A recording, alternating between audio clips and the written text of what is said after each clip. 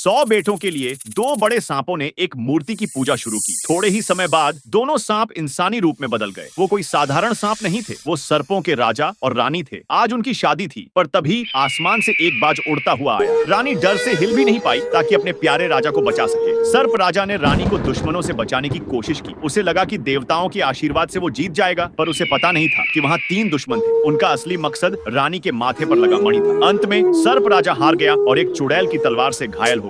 रानी अपने राजा को इस हालत में देखकर तड़प उठी। 1000 साल बाद दोनों प्रेमी फिर से एक साथ आए, पर इस बार वो एक दूसरे को नहीं पहचानते थे। अन्ना को जबरदस्ती अपने चचेरे भाई से शादी करने के लिए कहा गया था। वो भागना चाहती थी, पर मजबूरी में उसे झील में कूदना पड़ा। चचेरा भाई उसकी बात नहीं सुनता और अपने आदमियों को उसे पकड़ने का आदेश देता है। तभी 3 आदमियों को किसी ने लात मारकर दूर फेंक दिया। वो जैक था, जो चचेरे भाई की हरकतें बर्दाश्त नहीं कर पाया था और अपनी बहन के लिए खड़ा हो गया था। पर गुस्से में चचेरा भाई जैक को मारकर बेहोश कर देता है। जैक झील में गिरने ही वाला था कि अन्ना दौड़कर उसका हाथ पकड़ लेती है। चचेरा भाई अपनी लाठी से जैक पर वार करने वाला था, पर तभी अन्ना के अंदर सर्प रानी की शक्ति जाग उठती है। उसकी एक लहर से चचेरा भाई चट्टान से जा टकराता है। सर्पिणी मुहर चमकती है और अन्ना आधी इंसान आधी नागिन में बदल जाती है। उसकी 10 मीटर लंबी पूंछ से जैक सुरक्षित किनारे पर पहुंच जाता है। चाची जानती थी कि अन्ना चचेरे भाई से शादी नहीं करना चाहती, इसलिए वो गुस्से में थी और उसे हर रात कुएं से पानी भरने के लिए मजबूर करती थी। अन्ना के पास और कोई चारा नहीं था, उसे किसी और के घर में रहना पड़ा। वो अपना दुख छुपाने के लिए गाती रहती थी, पर उसी गायन ने जैक को अपनी ओर खींच लिया। जैक खुद को रोक नहीं पाया और चुपके से अन्ना के पास गया, जिससे वो डरकर चौंक गई। चौंकते ही अन्ना